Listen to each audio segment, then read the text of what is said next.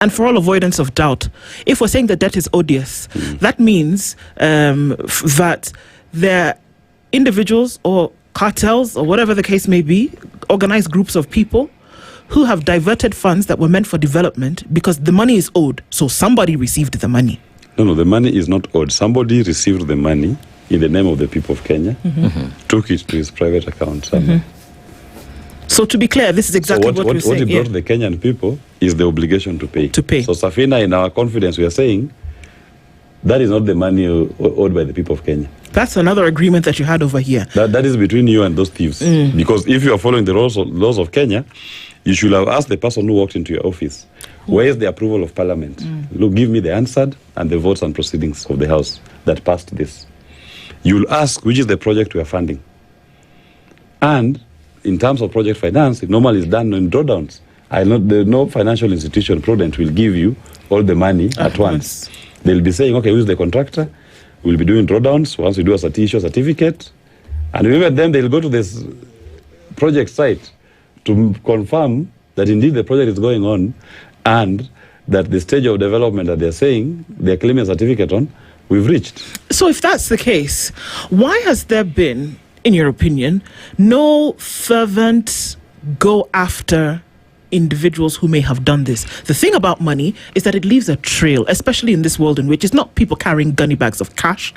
Money leaves a trail. You can see where it went, if it left, if it arrived, and if it actually arrived, if it was taken away. It leaves a trail. So why wouldn't we see that if this is odious debt, that why aren't the individuals who've moved this money gone after? Let me refresh your memory. Okay. In 2014, Kenya took $2 billion Eurobond. Eurobond, yes. $1 billion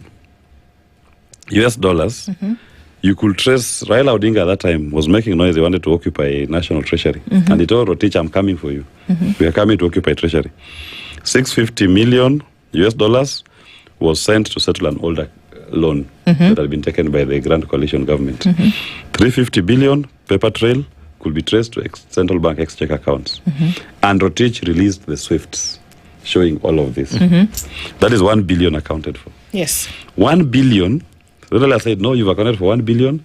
I want for the other remaining 1 billion. If you don't give me by this date, I am coming to occupy national treasury with the people. That was in 2014.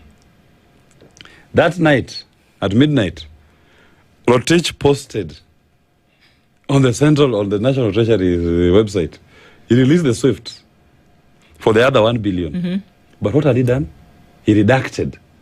He showed where the money is coming from, JP Morgan. Didn't show where it went. But where it went, he redacted it. That money went into somebody's private account in Qatar. That is what was redacted.